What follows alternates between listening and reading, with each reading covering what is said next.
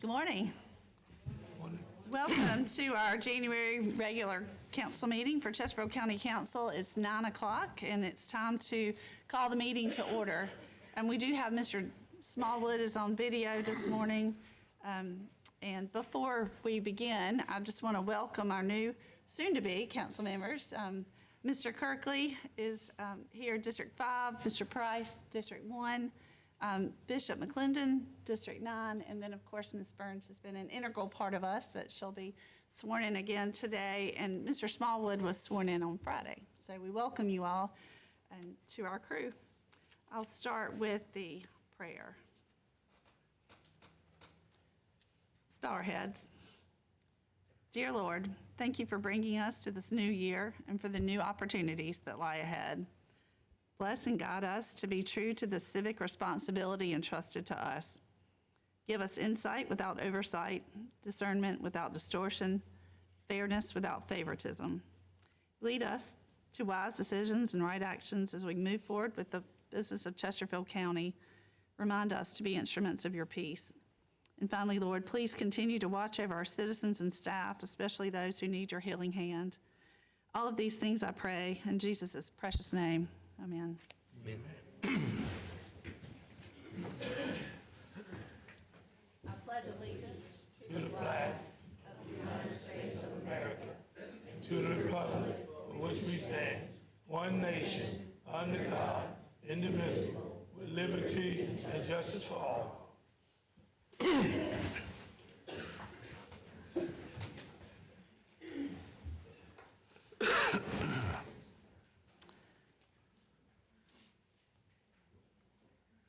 We really appreciate having Honorable Paulin Birch here with us today. Judge Birch is certainly a friend to our county, and we appreciate him taking his time to be here to swear in our new and, all of our council members. And the way we're going to do this is we're going to let everyone be sworn in individually because this is a really special day. And, Amen. and we appreciate the families and friends who've taken their time to be here too. So we'll just do the swearing in one at a time. And if the family wants to come up for a quick picture afterward and, just take our time with this because this is important. So Judge Birch, thank you again for being here. We will start with Councilmember-elect Brandon Price, District 1.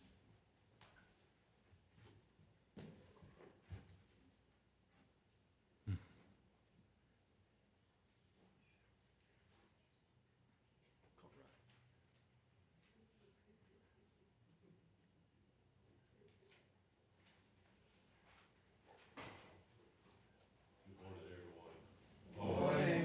Pleasure to be Chesterfield County. I'm going to be with you for these oaths, and I'll move on to Marlboro County later on this morning. All right. Council-elect Brandon Price, you place your left hand on the Bible and raise your right hand and repeat after me. I do solemnly swear or affirm I do solemnly swear or affirm that I am duly qualified, that I am duly qualified, according to the Constitution of this state, according to the Constitution of this state, to exercise the duties of the office to exercise the duties of this office, to which I have been elected, to which I have been elected, and that I will, and I will, to the best of my ability, to the best of my ability, discharge the duties thereof, discharge the duties thereof, and preserve and protect, preserve and protect, and defend and defend the Constitution of this state the Constitution of this state and of the United States. and of the United States. Congratulations.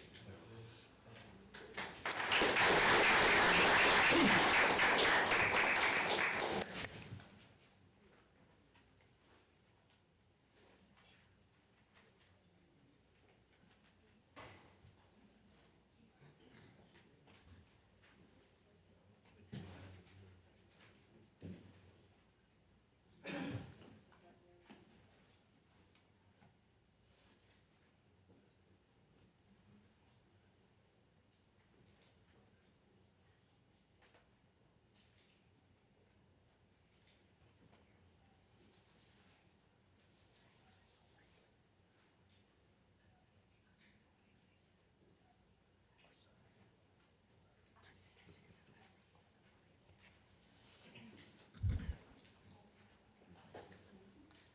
All right, Councilmember-elect Eddie Kirkley, District 5.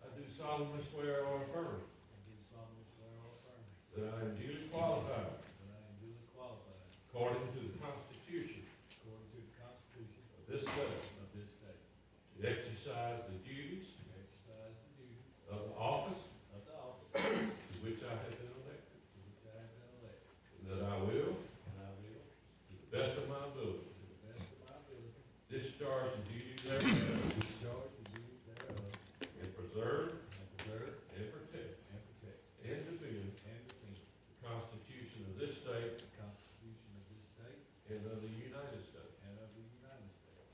Congratulations, Councilman.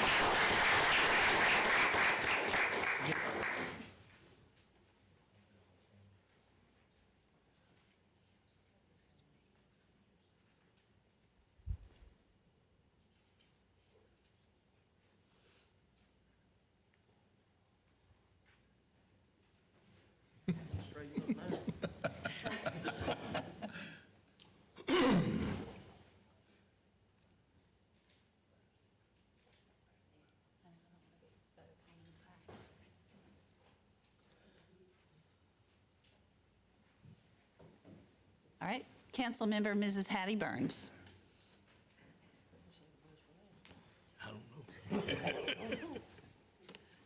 I feel like we should be swearing in Mr. Burns too, because he is really part of the team. We appreciate him as well. You know, it takes a village, and Mr. Burns is certainly an important part of our village. Ms. Anderson, I think he's been sworn at more than. Maybe so. I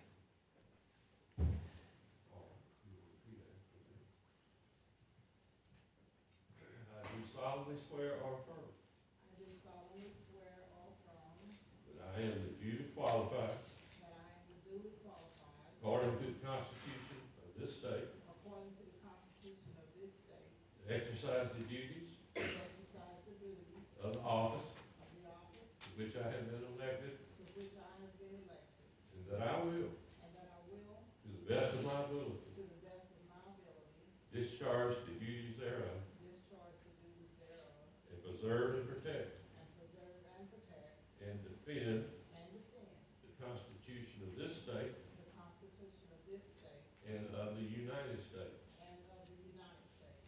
Congratulations. Amen.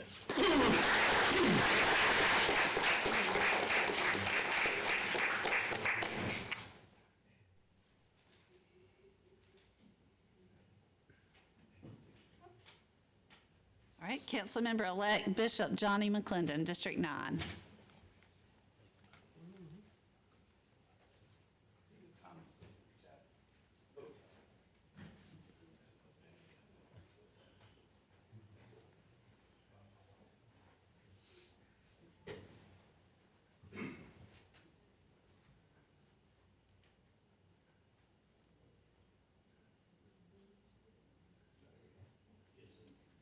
You will repeat after me. I do solemnly swear or affirm I do solemnly swear or affirm that I am duly qualified, that I am duly qualified, according to the Constitution of this state, according to the Constitution of this state, to exercise the duties to exercise the duties of the office of the office to which I have been elected, to which I have been elected.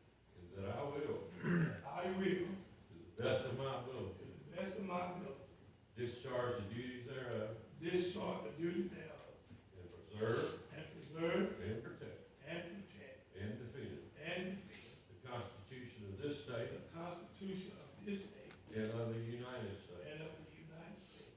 Congratulations, Councilman.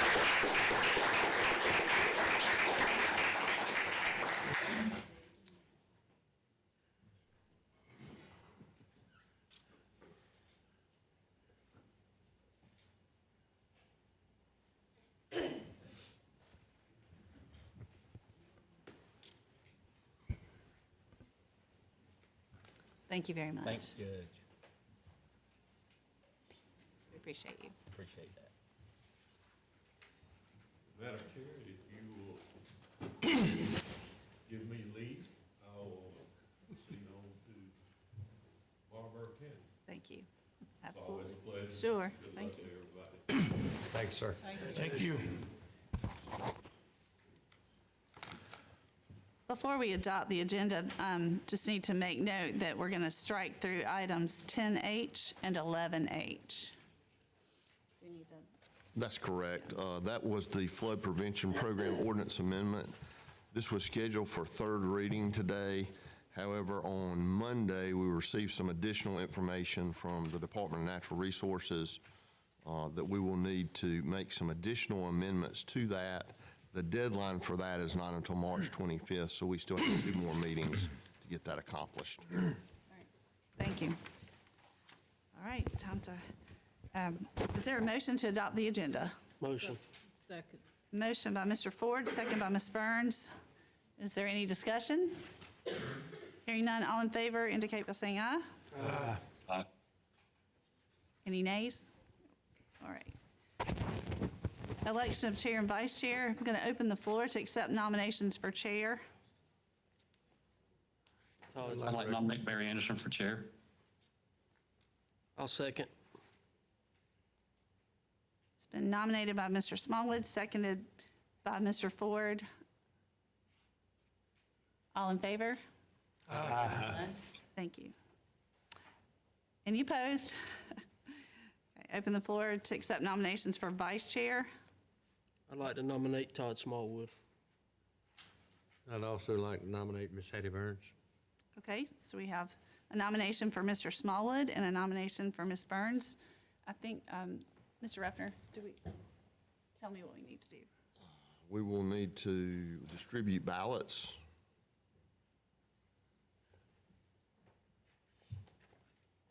How does Mr. Smallwood vote? Mr. Smallwood's already got a ballot now.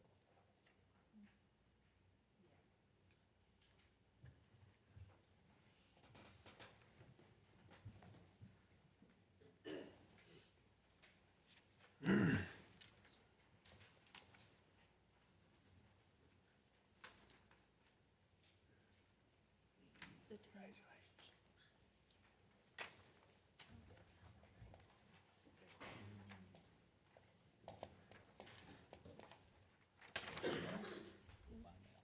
I can't hear anything. We ain't saying nothing.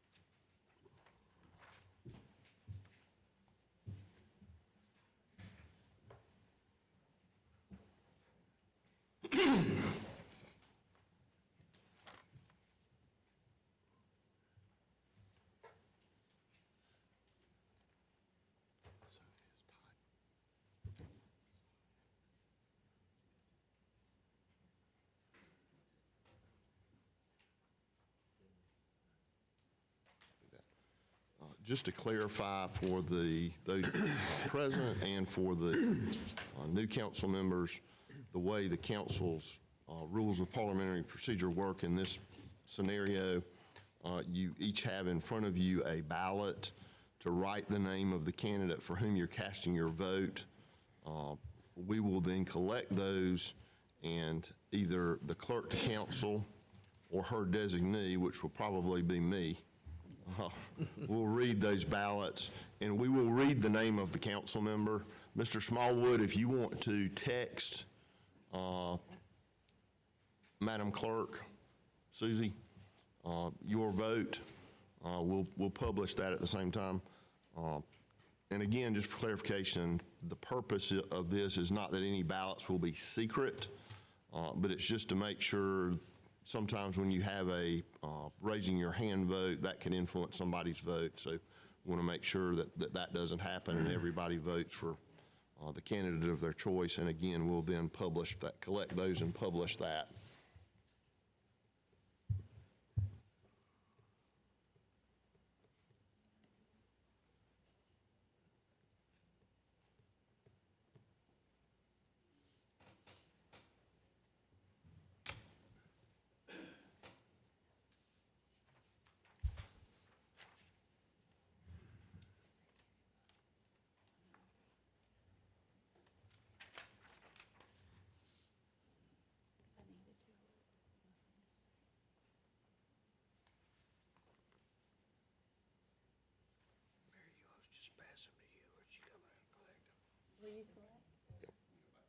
They'll collect.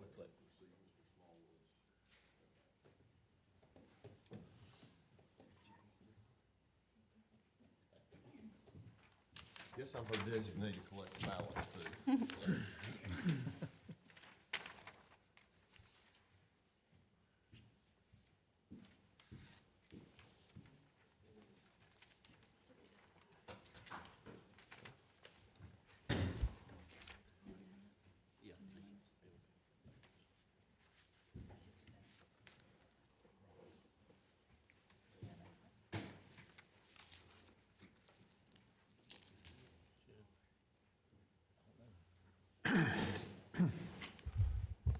Right, at this time with Madam Clerk's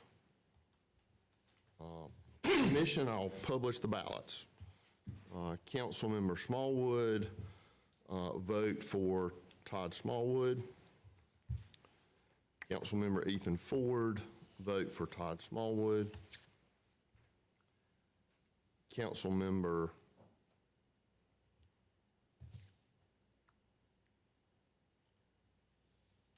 It should have been Johnny McClendon. Okay. Yeah. For I asked council, about that. okay, yes, sir, we'll correct that. Okay. For Councilmember Bishop Johnny McClendon, vote for Ms. Burns.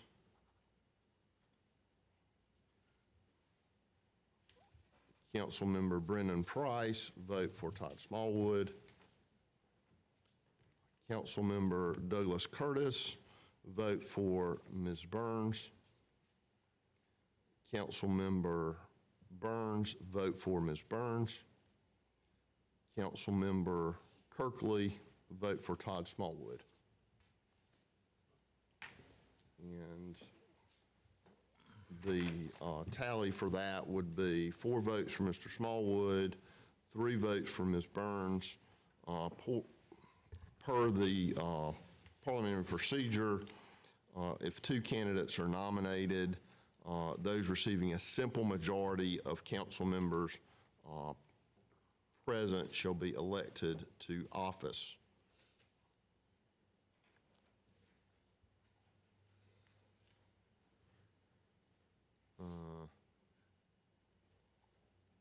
Our council members present are 8. So in order to receive a majority, we've got to have 5 votes. So you need me to vote? Yes, ma'am. Okay. Well, I'm going to,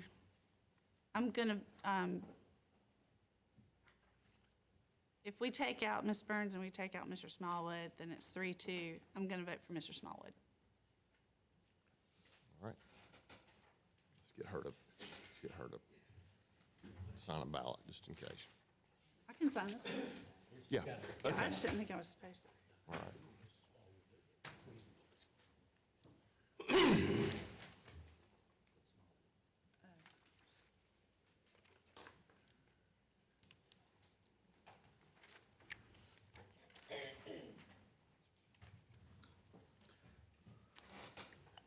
Okay, we need to move down to approval, let's see, approval of the minutes. We have 2 meetings, December 4th and December 18th, so we'll do these one at a time.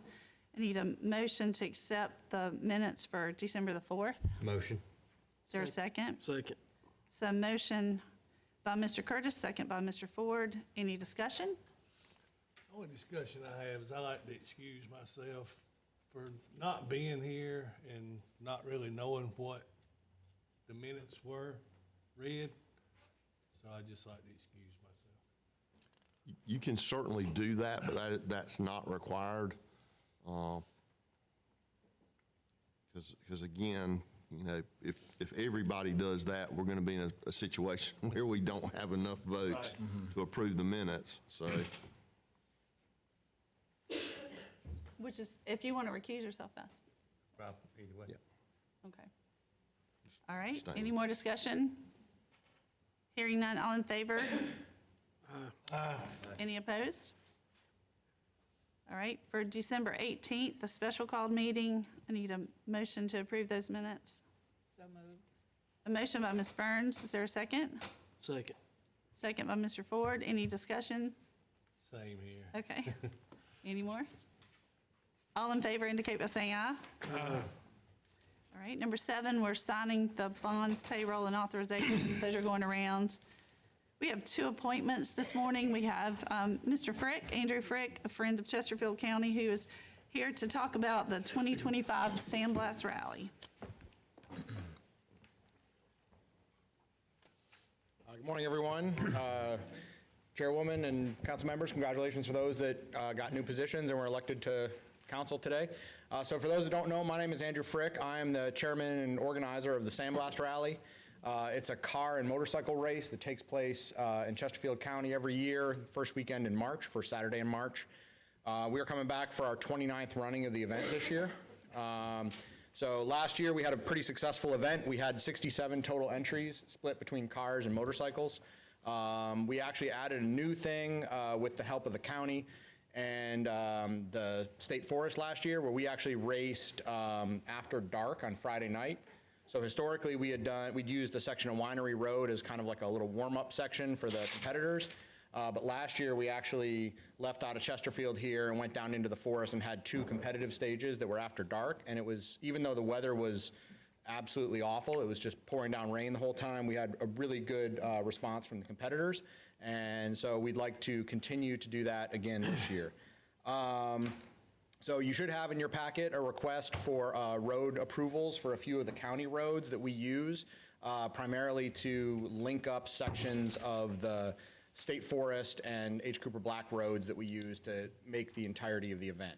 So again, as normal, we'll be closing them for most of the day on Saturday, but then there'll be that period of time for a couple of those roads Friday night in the kind of like 6 p.m. to 9 p.m. time frame. So we will be marshaling them with people. So the local, somebody that comes across those roads like during the event will be stopped by a volunteer that works for me, basically, and we will do our best to maintain the safety of the citizens and the racing stage.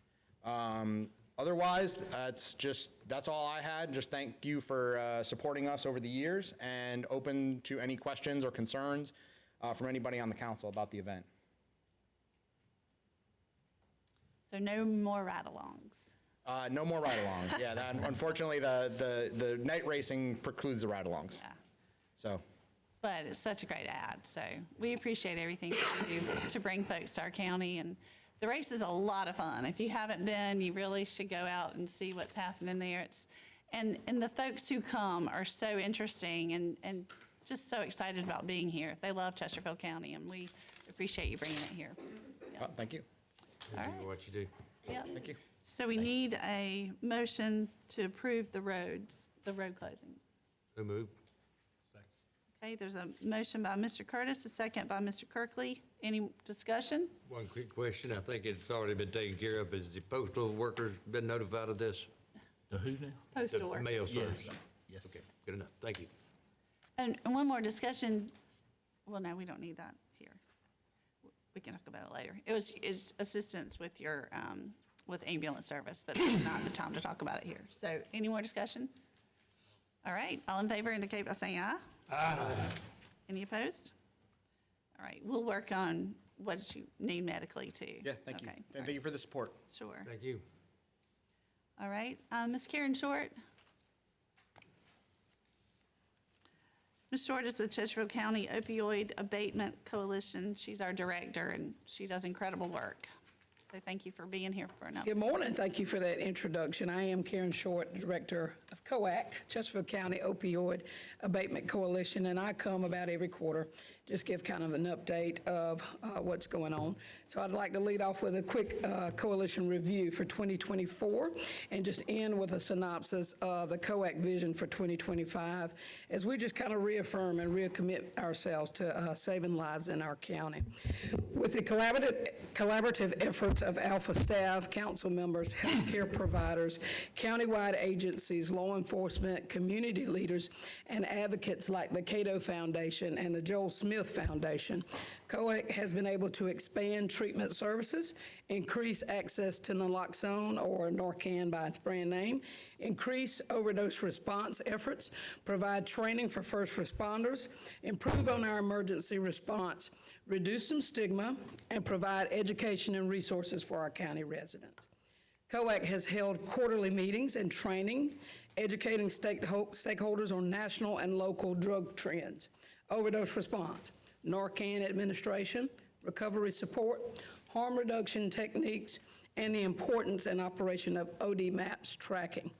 COAC has also activated a field presence to disseminate resources in high-risk areas, installed harm reduction vending at CCDC, activated a warm handoff initiative with South Carolina Department of Public Health COPE paramedics. We have distributed 575 safe disposal packets, dispersed 85 fentanyl and xylazine testing kits, and disseminated over 200 boxes of Narcan. And DAODAS, which is the State Alcohol and Drug Authority, sets a bar every month for each county in the state, and we have exceeded that Narcan administration every month in Chesterfield County. And as a member of this coalition, I am proud of some of the initiatives we've started. I do believe that our collective efforts make a difference, but our work is far from done. This past year has not been without its challenges and tragedies. In late June of last year, in a little more than 48 hours, we lost the lives of 4 young individuals in a tragic overdose spike. According to a year-end report from Chesterfield County Coroner's Office, we've had 82 suspected overdoses reported from OD mapping, 43 Narcan deployments, that's reporting from EMS, Lifeguard, and 11 confirmed fatal overdoses confirmed by Coroner's Office data. With a combination of cocaine, methamphetamines, fentanyl, heroin, and xylazine, including a drug cocktail called Gray Death, which is a mixture of psychoactive substances, have all been identified in those overdose fatalities in the past year, making them an enduring and ongoing threat for Chesterfield County. Being a part of COAC means that you believe that the loss of one is too many. If it affects anyone, it affects all of one, because every life we've lost this year or in the past year are all members of this county, and we're all living as one community. At our ribbon cutting this year, as we prepared to go into our new building, Representative Yao was there, and he asked the question of the audience, are we winning the war on drugs? Well, there was a resounding answer of no. And his response was, but we don't stop fighting. And that was the absolute correct response. We do not stop fighting. SCORF Grant Vision for 2025. It is my hope and our vision that in 2025, COAC will expand our opioid remediation initiative. Existing efforts toward opioid remediation have been multifaceted and involve various stakeholders, including healthcare providers and law enforcement. Alpha has partnered with CARE South Carolina to provide medication-assisted treatment services, along with providing various behavioral therapies, peer-guided support services, public awareness campaigns, and access to naloxone and testing kits, and formed a countywide abatement coalition. COAC to conduct needs assessment, strengthen community partnerships, and deploy mitigating strategies. To continue fulfilling our remediation initiative and expand our breadth of services, Alpha and COAC will be deploying new strategies in 2025, including launching Help Is Here. This is a targeted media campaign which will expand education. We are partnering with PDRTA, iHeartRadio, Lifeguard EMS, WCR, the Link, the Coroner's Office, Chesterfield County, and the Sheriff's Office, Chesterfield County, using these outlets to disseminate targeted messaging on contact information, treatment therapies, and resource connections. We'll be expanding access to medicated assisted treatment. COAC will retain a master's level clinical counselor and case manager that will work in tandem to expedite client referrals, develop treatment plans, engage new clients, and offer wraparound services. The last meeting I was here, Councilman Curtis made the comment that we needed a task force. And Councilman Curtis is exactly right. We do need a task force. So myself and the coroner's office and the sheriff's department got together, and we are developing a diversion program within the sheriff's department to retain a diversion officer at CCSD that will address the needs of the criminal justice involved population by diverting qualifying individuals away from criminatory sentencing to rehabilitation services. Expanding overdose response. The diversion officer will also conduct post-overdose interviewing within 72 hours of every suspected overdose and extend recovery help. Increasing OD mapping collection. With the help of Chesterfield County Sheriff's Department, we will increase reporting to OD maps by at least 25% in the first year.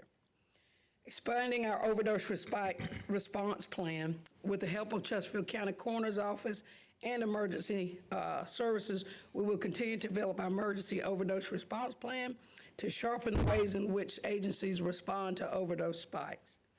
Expanding our naloxone distribution. COAC has been approved to install naloxone or Narcan distribution boxes at every participating fire department within the county limits. Providing training. COAC plans to support and promote training for all first responders and clinical staff to better prepare us for emergence of new drug threats and innovative ways to advance recovery efforts. Promoting prevention programs in the school setting. With the help of the Chesterfield County Sheriff's Department, we look to expand our prevention efforts inside the school as we look to educate our youth on the dangers of vaping and THC and emerging drug trends in the young population. Providing internet access, computer resource stations for individuals in treatment, access online treatment options to join AA meetings, to search job opportunities, build resumes, find housing, and apply for child care. Also, while engaging new stakeholders through increased community development. SCORF grant proposal was submitted by myself to the SCORF board on October the 14th, 2024, and formally approved on November the 19th, 2024, with all lines of the proposal being accepted. SCORF year-end reporting. I am in the process of completing year-end reporting to the SCORF board for 2024, which will outline all grant fund-related expenditures. Expenditures will be reported according to the abatement strategy for which they were approved. They will also include a narrative detailing the strategies deployed by COAC and the success of those deployments. COAC will look for viable solutions to this opioid crisis and to serve the citizens of Chesterfield County. Happy New Year to you all again. Thank you for your time and your continued support of us at Alpha and COAC. Are there any questions? Thank you for what you do. Thank you. Proud to have you leading that, Ms. Short. All right, it's now time for public comments. Before we ask for public comments, while we welcome all comments, public comments should be limited to 4 minutes per speaker and 20 minutes per subject. Is there anyone who would like to address council? Okay, come forward. And if you will, when you get to the microphone, if you'll state your name and your address, please. Good morning. Irene Avery. My address is 406 Bear Creek Road out in Chesterfield, South Carolina. And I'm here this morning to ask about the fire fees from the Teals Mill Fire Department. I went in to pay my taxes a few weeks ago, and while paying my tax, I had a note that came from the county, Chesterfield County, that said I needed to pay another $80 because they had a glitch in the software. So not only that, I asked the lady at the county, I said, how much is it that we have to pay extra for being on the Tears Mill Fire Department. So the fee was $80, and not only on one piece of property, it's like every piece of property that you have, you gotta pay an extra fee, even though there's not a building, there's not anything on the land. So my concern is, why are we paying for 4 pieces of property, and we're paying as if there's a home on it, and there's nothing on it but trees and just something simple. So I'm just concerned about this extra money that we're having to pay. And I don't know about the rest of the folk here, but I can't afford to pay that kind of money every year.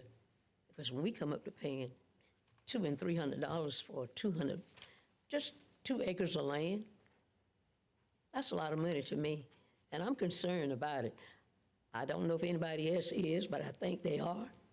And so I'm really, excuse me, I'm really concerned about this, having to pay this. And this is the only fire department that I've heard or that I've read about that has doing this adjustment. So I'm concerned with the fire dues for land that there's no property on, other than just the land.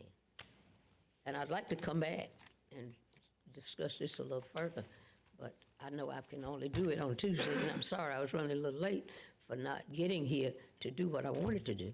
But I really would like to know, why is this happening? Because that's a lot. And just think, over 10 years, how much money we have paid, enough to build how many fire departments? If we got 100 people down there and they're paying $200 some every year, that's a lot of money.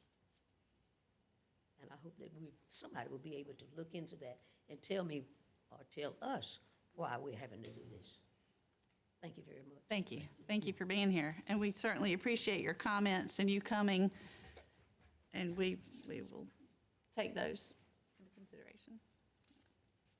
All right, now it's Do time. we have one more? I'm not sure. Oh, is there another public comment? Mr. Hurst, would you like to speak? Mr. Hurst is like myself, he don't hear very well.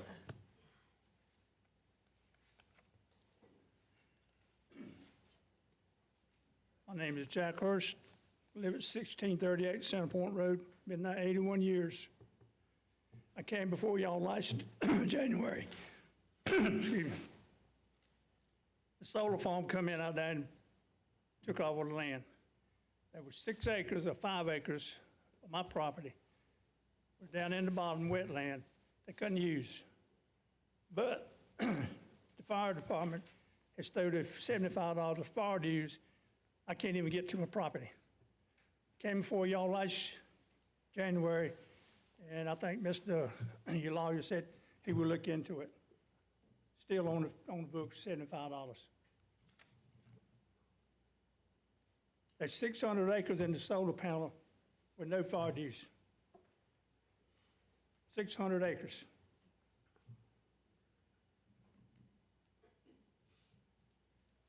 All I got to say. Thank you, Mr. Hurst. And thank you. I didn't realize he wanted to talk. All right, now it's time for public hearings. The first is a public hearing regarding comprehensive plan ordinance. Is there a motion to open the public hearing? Motion. All right, motion by Mr. Curtis. Is there a second? Second. Second by Mr. McClendon. The public hearing is now open. We do have to vote, sorry. I was trying, but it's a lot to take in the first time. All right, all right. So I'll take a vote. All in favor? Aye. Any opposed? Okay. Now we're open. Yeah, and I was getting ahead of myself. I know that we have some new council members on, and this comprehensive plan is quite voluminous, and we had already asked Lindsay Privet from PD Cog to come and just kind of go over, how do we get here? You know, what is the plan about? How do we get here? Where are we going from here?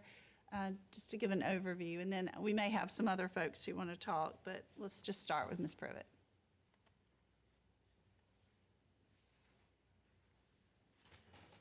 Good morning. Thank you for having me. Yeah, so I appreciate the opportunity to come discuss this plan, but also appreciate that many of you may not know what the PD Council of Governments is, which is where I work.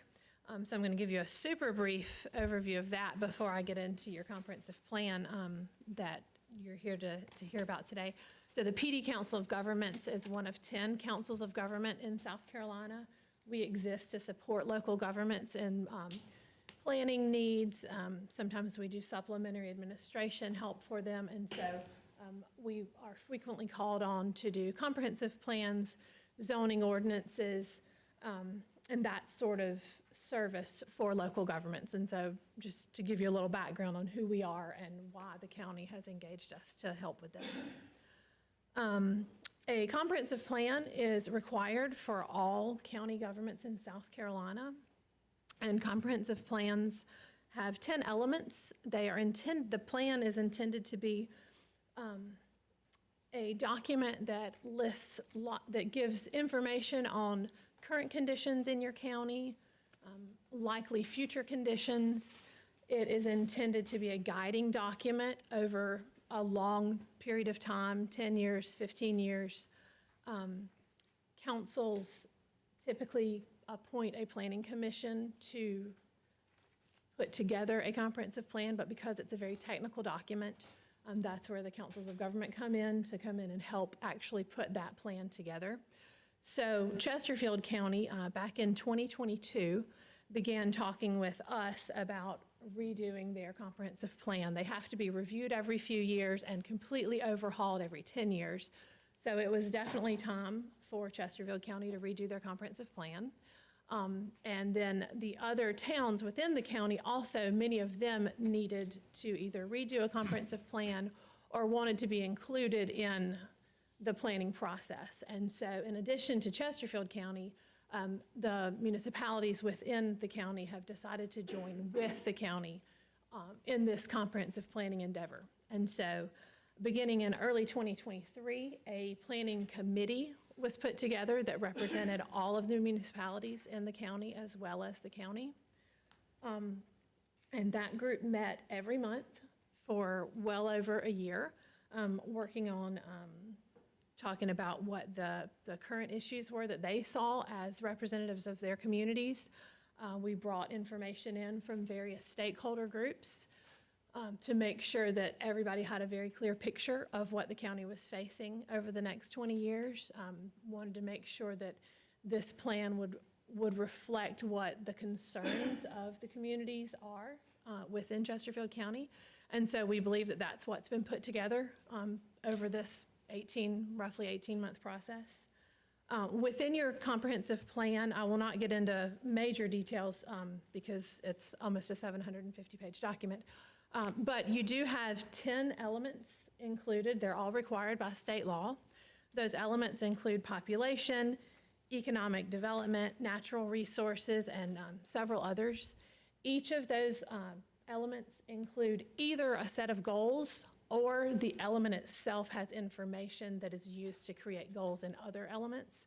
For example, the population element is the first one that appears in the plan. It doesn't have specific goals, but the information in that element is used to inform the goals in the other elements.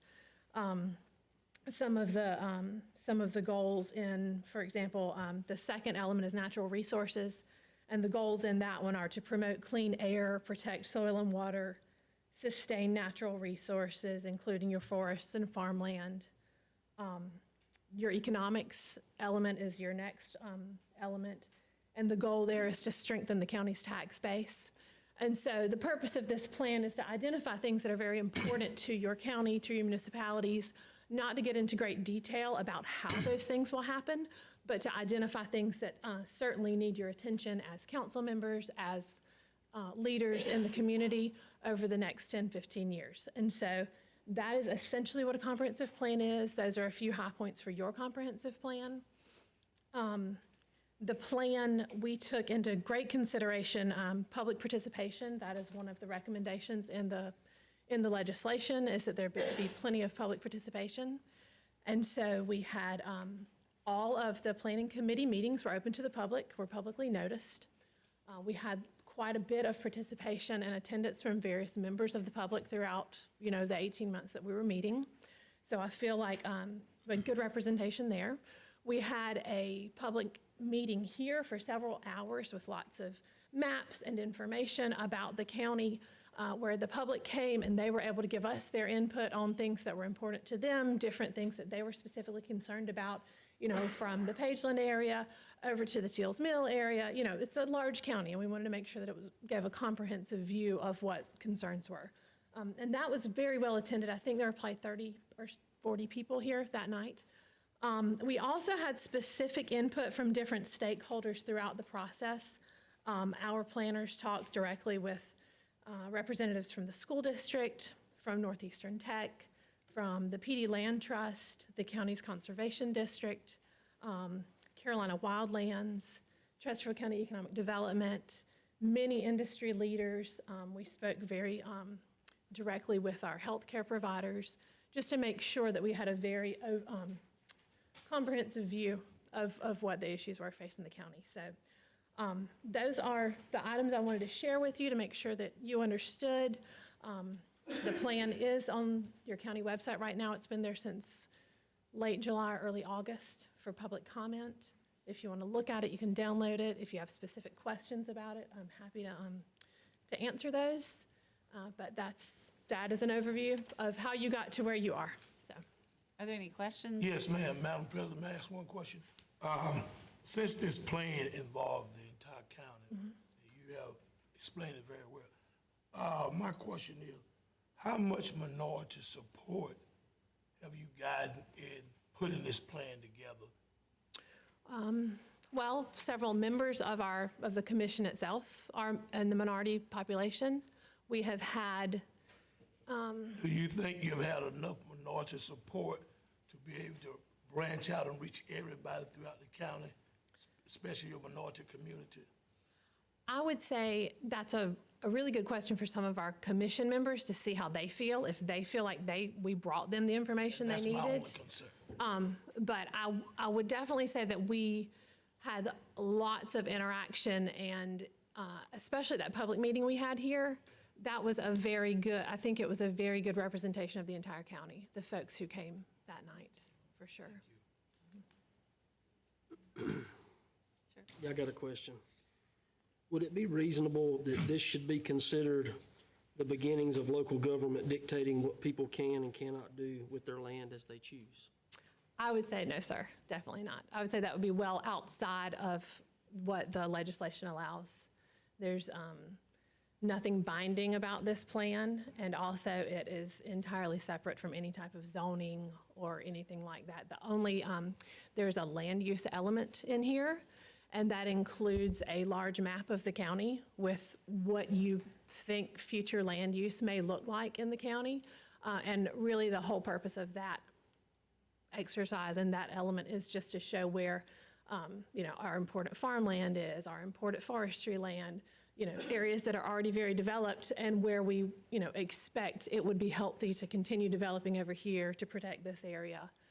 But there is nothing in there that actually directs landowners and property owners and how they can use their property.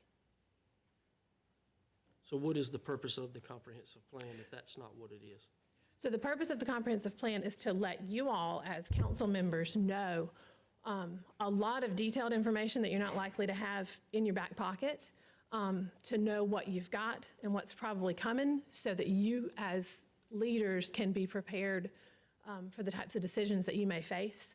If a certain type of developer comes before you and wants to, build some technology we've never even heard of before, you can look at your comprehensive plan and say, well, actually, remember, we said that this was very important to us, that conservation of this particular resource was very important to us. So we don't feel like that's in our best interest because we spent all that time identifying things that were very important to our folks. So that's really, it's meant to be a guiding document to help you, know what do we have, what do we want to protect, what do we want our community to look like. I have a question too, please. If that's the case, couldn't we do that now as a council? without that plan, or I don't understand, so I'm just asking the question.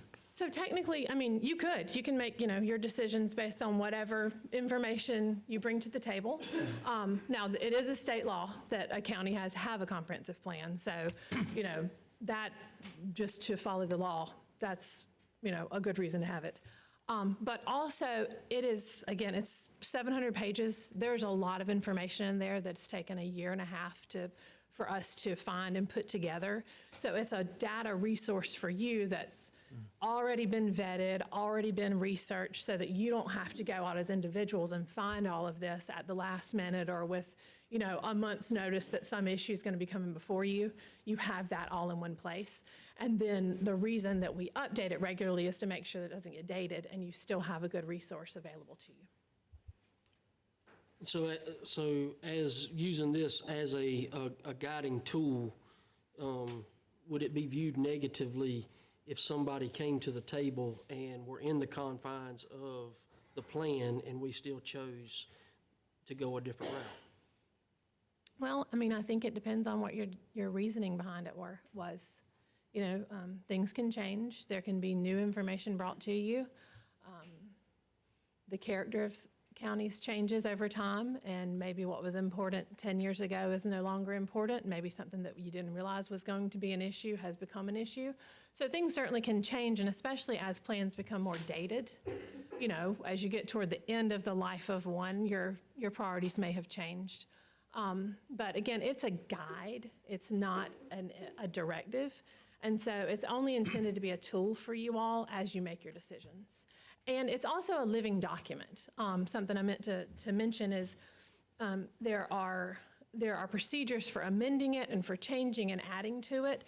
Probably half of the plan is just is a set of appendices, just plans that already have been created by other places, information that doesn't necessarily need to be in the big plan. For example, right now, the county is doing a water and sewer study, a county-wide water and sewer study.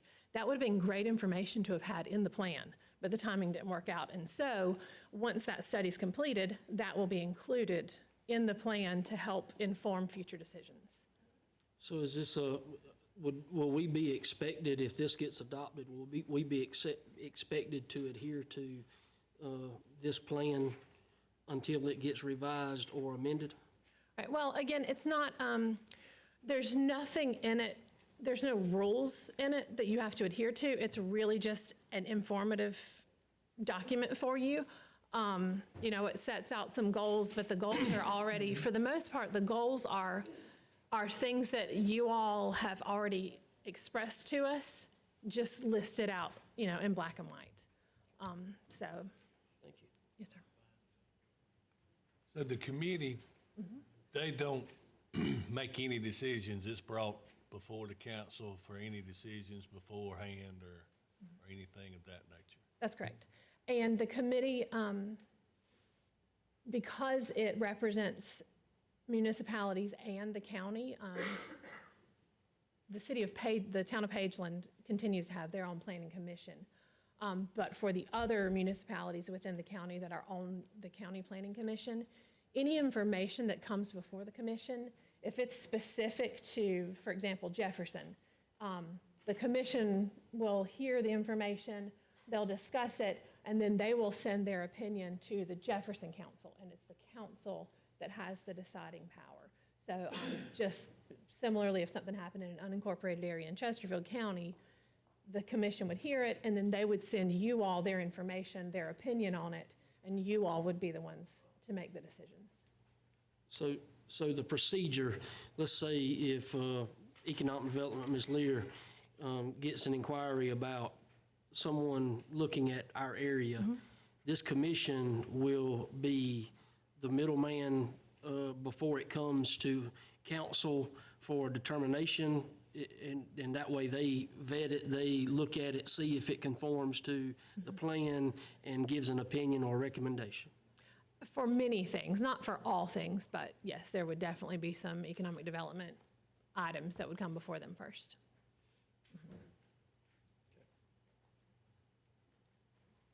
Any more questions? That was very helpful. Good. Thank you.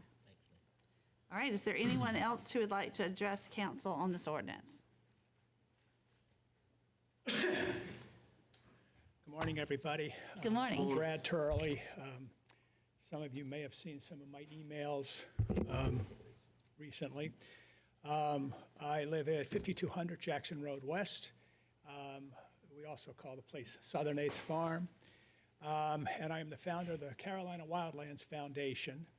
And we have turned our 1,600 acres into a biological research station for the universities in the area. So in addition to South Carolina and Clemson, we have Winthrop, Wingate, Francis Marion. We're just starting with Queens and Campbell.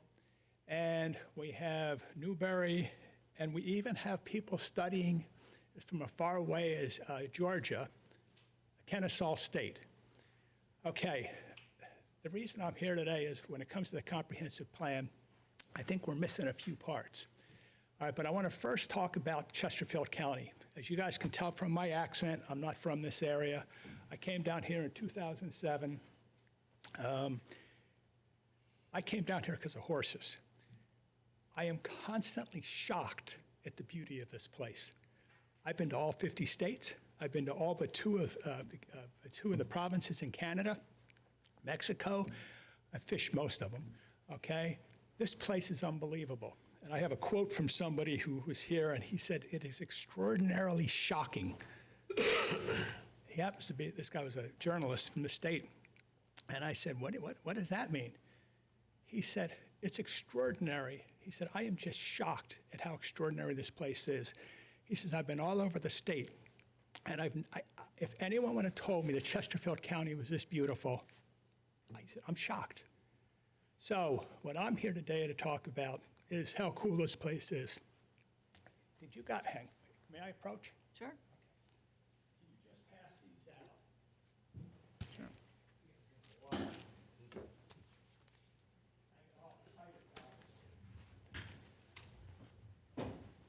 All right, so it starts, I don't know how many years ago, the Audubon director of South Carolina Audubon is here, and she says, "I got a moth guy." A moth guy? What's that, like a guy from the Avengers or something with a suit and kind of goes, what's a moth guy? He studies moths. This guy comes, spends about 6-7 months here, and these are some of the moths that he found. The only thing I knew about moths prior to this is I had to clean them off my windshield. All right, I think we have found 563 different moth species just on the property. Does anybody think that's cool? I think it's extraordinary. I can tell you the same story about salamanders. We have salamanders here that have only been seen in 3 states. They've been seen in Georgia and the Carolinas. They haven't been seen in Georgia since 2008, and they've only been seen in 2 places in the Carolinas, Raleigh and Columbia. We have guys come in from Georgia to study it, and they find 7 of them in one day. I just think that's cool. We've had DNR here, DES, whatever it's called, and everything. All right, are there moths? Do they look cool? All right, this place is unbelievable. Now, I go through the plan, and I see that there's a few things that concern me. There's nothing in there that talks about deforestation. All right, we have lost over 25,000 acres of woodlands in the last 20 years. I think trees are good. I happen to have a bunch of pine trees and stuff, all right? I have a forester, but we're losing a lot of land, it's being taken up, all right? The next thing, I don't know what word to use. I don't know if I should say excrement, but when it comes to sludge, I have a problem with accepting other counties' poop. It's just, the fact that it holds chemicals, it has this forever stuff in it. All right, the chicken litter has pharmaceuticals, it has steroids, antibiotics. Well, okay, do we have to take it? Especially there's a company that does, it's called, I have to reference this, hang on. There's a company called Terra Renewal Services They're out of, I think, Arkansas. They have 27 different companies. They're like a $300+ million company, and they have 30 employees. Somebody's making money, and they're dumping their crap in our county. Okay, if we want to do our own stuff, I'm cool with that. If we want to put it on the farmlands, I'm cool. But don't give me some poisonous stuff from somewhere else. I don't. All right, that's going to take me to the next thing, the jurisdictional issues. My property is on the state line. I've only got about 50 acres in North Carolina. Dealing with North Carolina is tough. They don't care about us. Nothing in the plan talks about our North Carolina border, okay? They have a whole different set of rules. I have talked to people in DEQ in North Carolina, and their response is, sorry, Brad, you're too far away. We're too far away? What? I don't mean to sound like I'm astounded. I was astounded, and I heard it 2 different times from 2 different people. Nothing in the plan addresses our northern neighbor. All right, and then finally, our neighbors to the west. The plan focuses on the PD River. I got it. That happens to start in North Carolina. Lancaster County, I believe, is the 3rd fastest growing county in the state. We're right next door. All right? They have also lost a lot of land. Theirs has turned into development. Now, if you guys think it's right that we have, okay, Pageland, I have been told, has over 2,000 homes approved to build. All right, that's cool. All right? They seem to be built by people from North Carolina. How come none of the South Carolina guys are building houses here? So, as you know, I've done a lot of research on this. I have provided a bunch of graphics and stuff for the comprehensive plan. Whatever scientists I have access to, whatever technology I have access to, I will help the county. I am just shocked at how beautiful this place is. And I can tell you, I have had people who have lived here their entire life and have come on a tour, not just of my farm, but of our area, the Piedmont. And everybody is just, it's this guy, this writer, extraordinarily shocking. I one time, we had a tour for the PD Land Trust, and by the way, I think 1,270 acres I put into an easement, so I'm committed. All right, this guy walks up to me and he says, Brad, he says, we grew up here, my wife and I grew up here in Chesterfield County our whole life. He says, and we left because there was no jobs. All right, and he says, I have to tell you something. I can't believe the beauty of this place. He said, I grew up 6 miles from here. All right? I had a fella who grew up 3 miles into the, right? All right, let me back up one. The other big thing that Chesterfield County has that very few counties in America have is we have 3 different ecosystems. We have the Piedmont, which I live in. We have the Sandhills, and we have the coastal plains. All right, there was a guy named Doug Ptolemy. He's written a bunch of books. I told him where we were.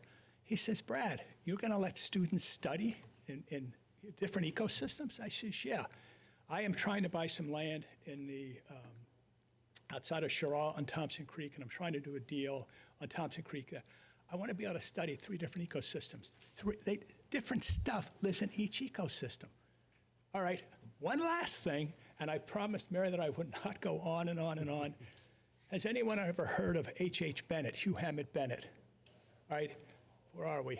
Right over there in the Water and Soil Conservation Office. There's a black and white picture of a guy about this big. It's from the 30s. This is the guy that founded what is now the National Conservation Resources. The father of water and soil conservation was born in White Store, North Carolina, about 7.5 miles from my farm.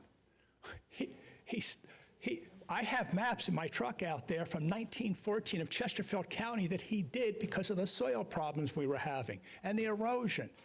That's 110 years ago. Well, darn, we are. Okay, I'll wrap it up with the heart of the Carolinas. I think it's very cool, and everybody says, well, we're the center of the Carolinas.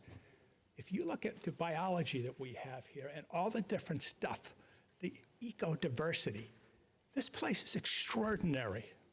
It's just, whatever documents you want, whatever scientists you want me to bring in, this place is special. All I'm asking you to do in the plan is please, when it's time, and however you do it with iterations and changes, please take into account where we are. This place is special. Can we try to keep it that way for future generations? Any questions? We certainly appreciate you, Mr. Turley. And I don't know how many of you have been out there, but I had the opportunity to go and see some of the students present their findings one time, and it really is extraordinary what we have here, and I appreciate what you're doing. And I think this is a fine example of, with the plan, you identify things that might be issues that might need some extra work, and then you drill down and chip away over the next few years at is that right? Yeah, Ms. Previtt, yeah. Will have agenda items forever that they see that need more attention, that deserve more research, and that's what they're doing. But folks like Mr. Turley and others, may have that extensive knowledge that we as council don't have, but they can do it before the commission, and we can make adjustments as we need those to be made. And I believe the next meeting is January 23rd. And is it in the chambers at 7 o'clock? 5:30. Oh, it'll be over by 7. All right, just one last thing. Next, I think Sunday and Monday, I have Dr. Bill Strassnyder from the Baruch Water Institute, part of the University of South Carolina. We are starting kind of an adopt-a-stream program. We've been through all the training for Thompson Creek. And we're using all of the equipment that DHIC uses. I mean, this is going to be, we are going to start to study Thompson Creek. If anybody wants to join us, you're always welcome. But there is a local politician, and I don't want to, and I asked him, I said, do you know anything about Thompson Creek? He said, we used to swim in it as kids. We played in it. I think you all know who I'm talking about. And I said, would you let your kids and grandkids swim in it now? He says, no. Why not? He says, it's polluted.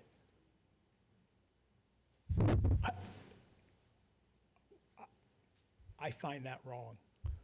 Why can't our kids and grandkids play in the creek?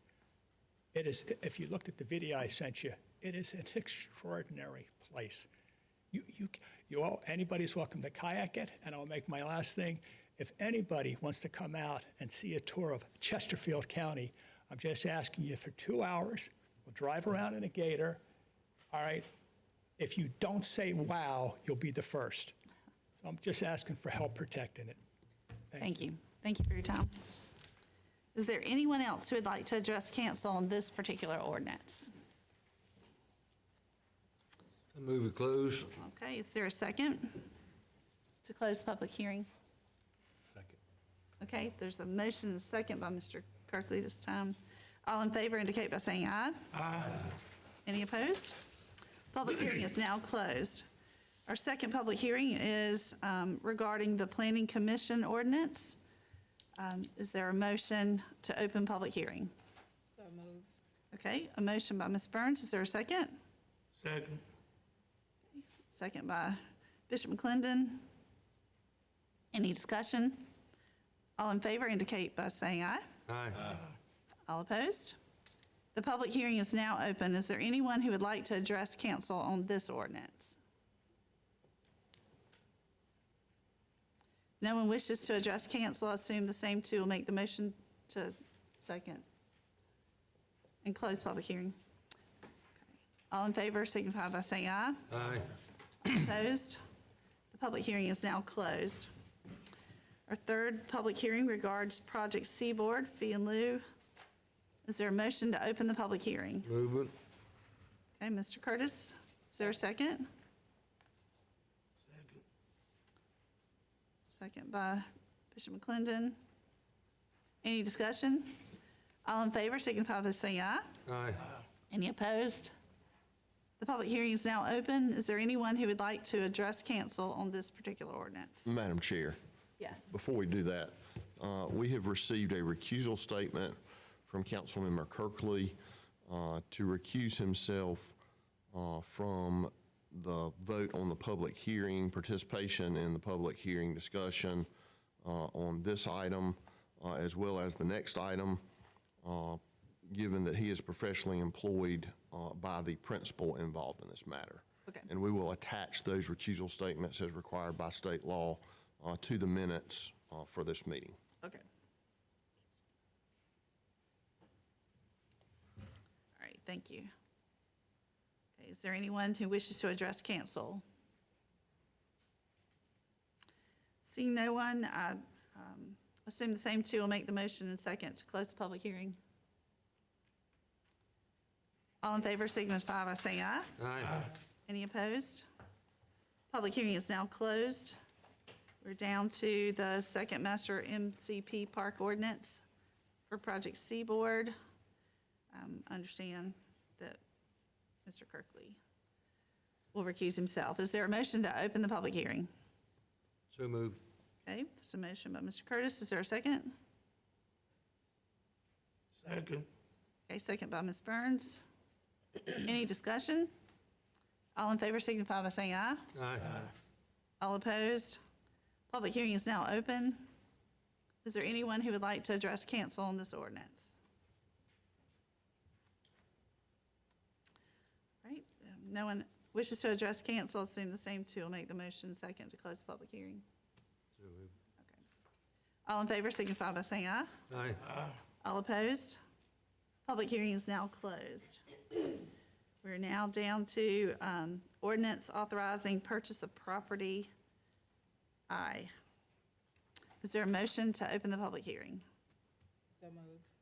A motion by Ms. Burns. Is there a second? Second. Okay, second by Mr. Curtis. Any discussion?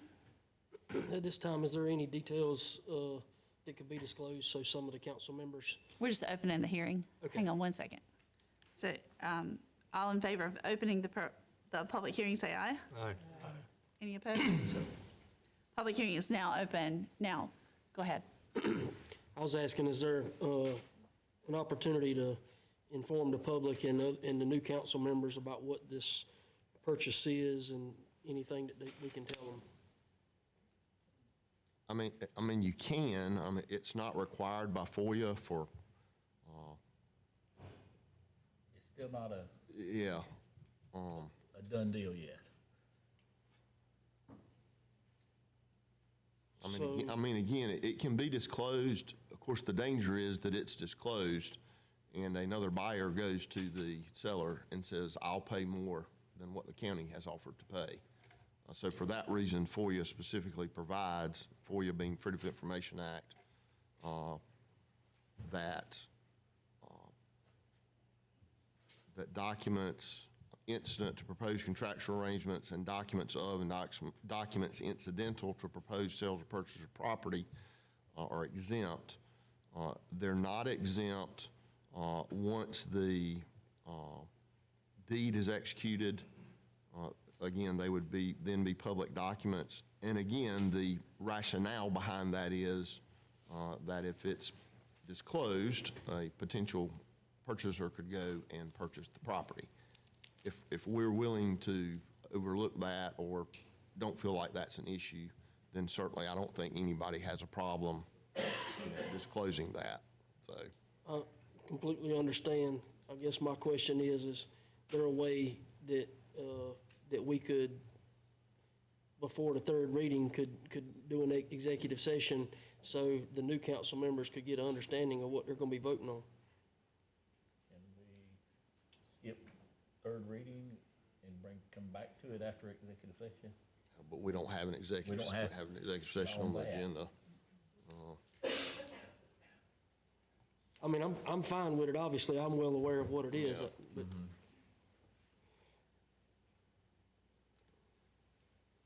I mean, I don't believe there's a great risk in disclosing on any of these, you know, what they are and what's being paid.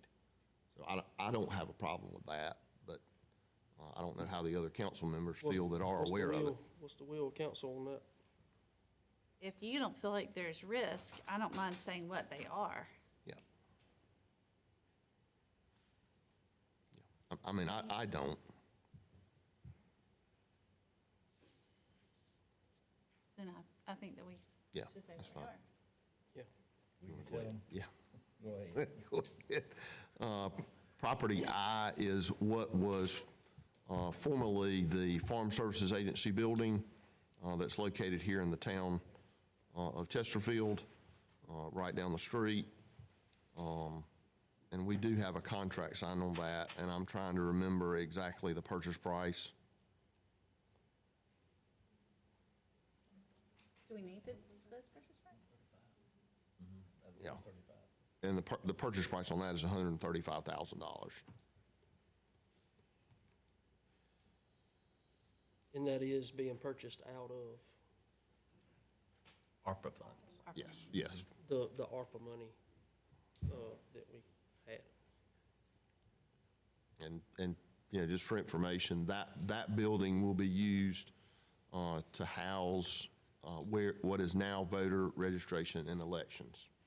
And then we'll get into, this is kind of a domino effect here, but we'll get into, you know, that. But that is what that building will be used for. Thank you.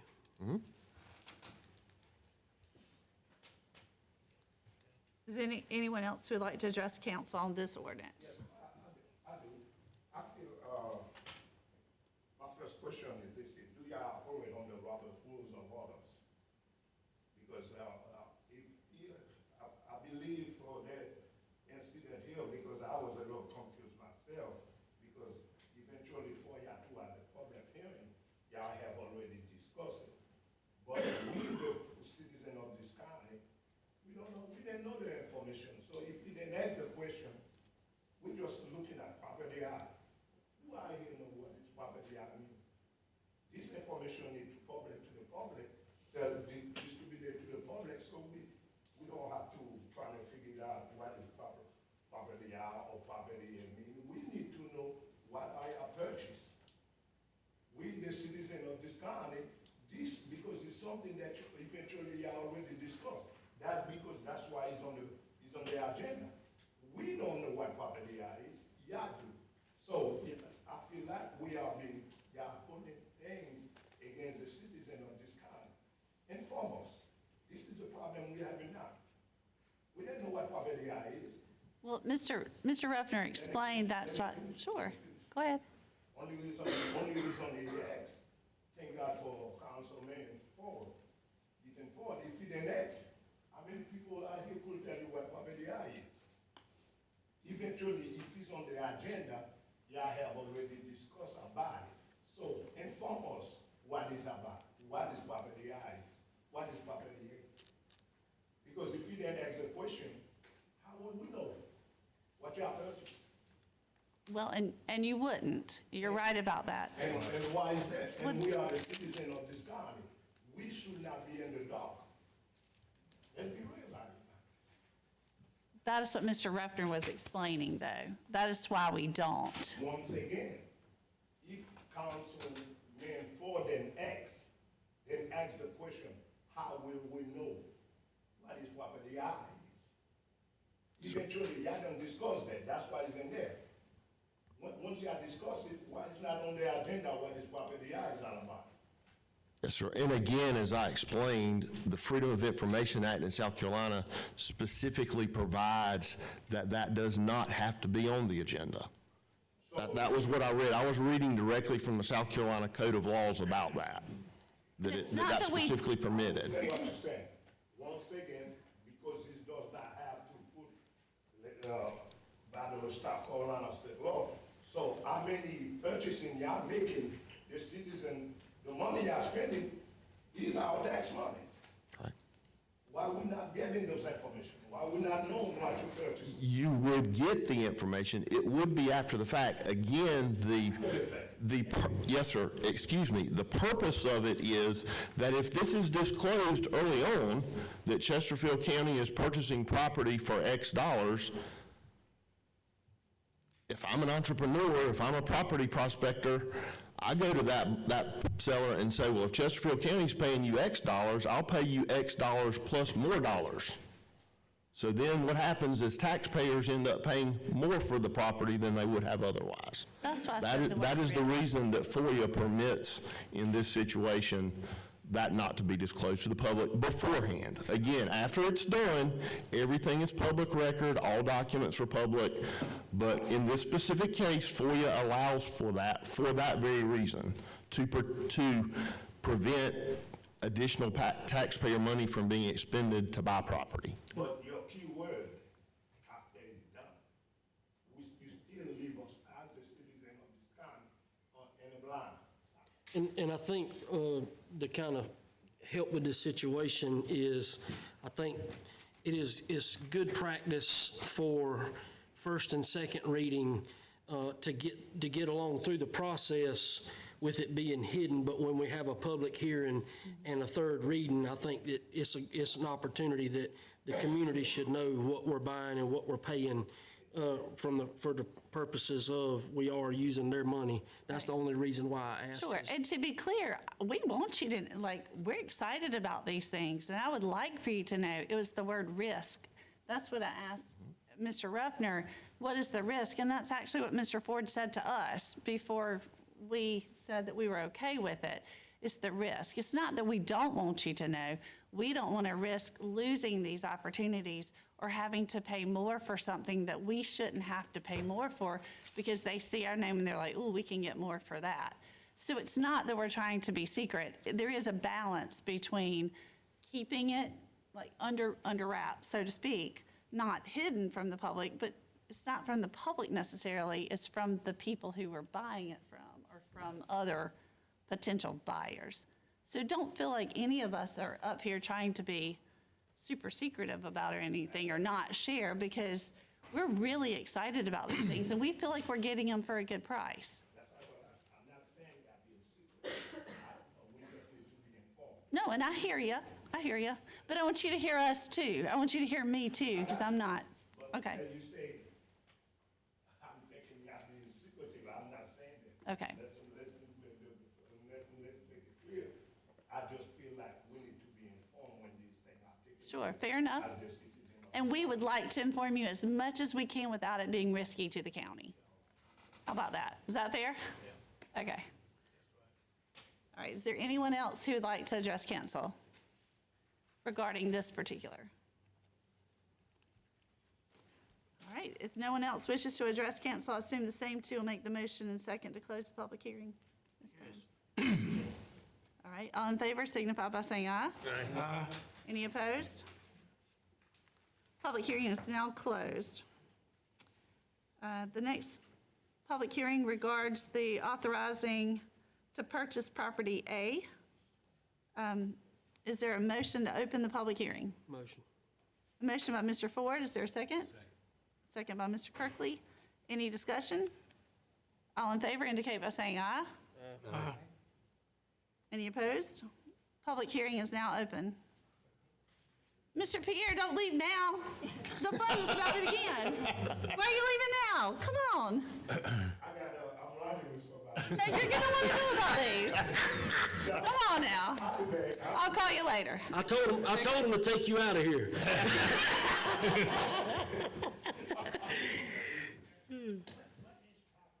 We're gonna tell you. Yeah, hang on one second. So, the public hearing is now open. Is there anyone who wishes to address council on this ordinance? Mr. Turley wants to know what property A is. Did we have a vote? Oh, I thought we Yeah, took we a did. vote to go Okay, in. all right. Yeah. Happened fast, sorry, got a little crazy. So, Mr. Turley asked, what is property A? And Mr. Ruffner's already indicated that he doesn't feel like we would be at risk by sharing what this is, so would you like to? And as you'll learn when you let your attorney come up with your code names, they're not very creative. Economic comes up with all these very creative code names. Property A is the former Alpha Center that is located just out on number 9. That will be, the plan for that building is to house the new coroner's office. And that is being purchased for $260,000. And again, that will also be from ARPA funds. And just so you all know, there are appraisals done on these properties. Folks don't just come up with the price and we pay it. We have to have the property appraised, and sometimes we're even paying less than appraised price. In this case, we're paying Properties. less than appraised price. That was gonna be my question, but you already answered.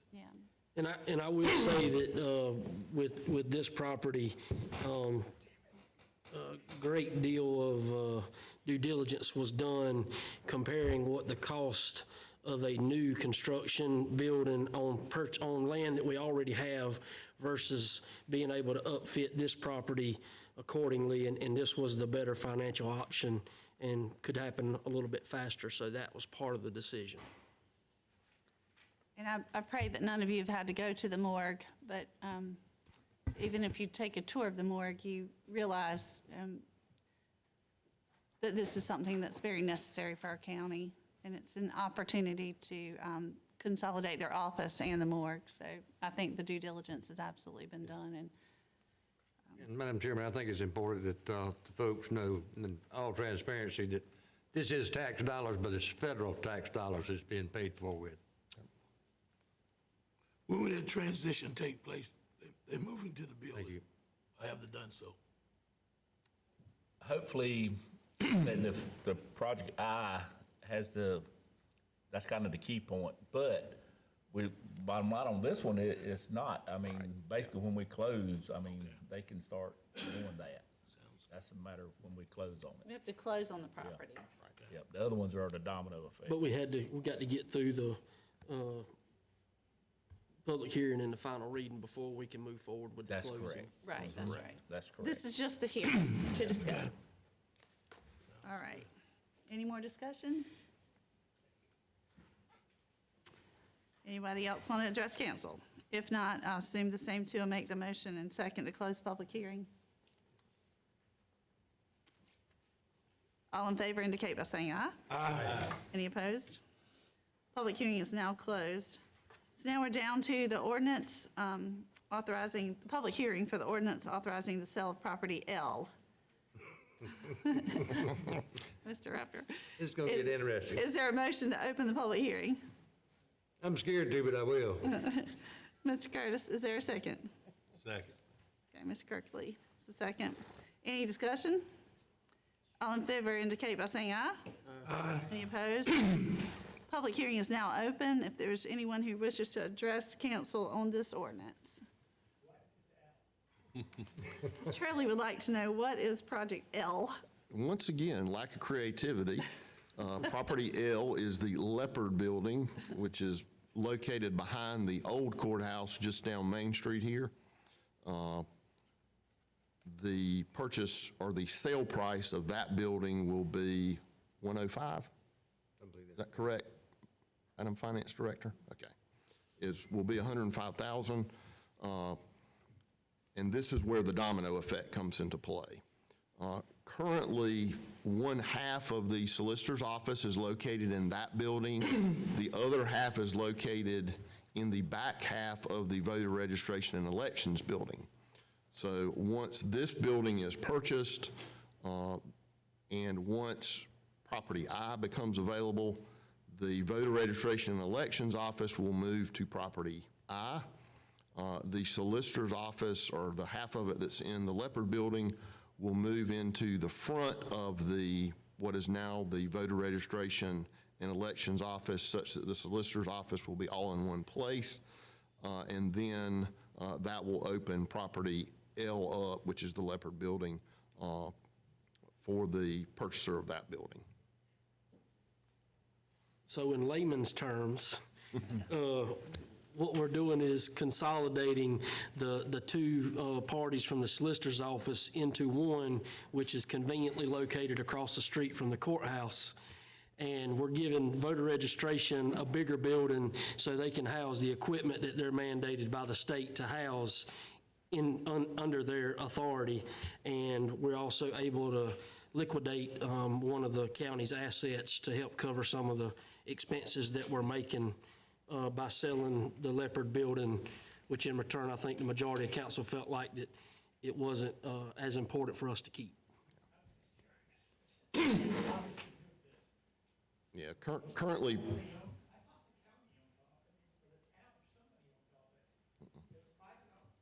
The county owns the Leopard Building, which would be property L, so that's the one we're selling. But we're purchasing. This is for sale. We're purchasing I and A. Correct. Right. Yeah. Mr. Turley, you have to learn to trust your elected officials. You have to learn to trust your elected officials.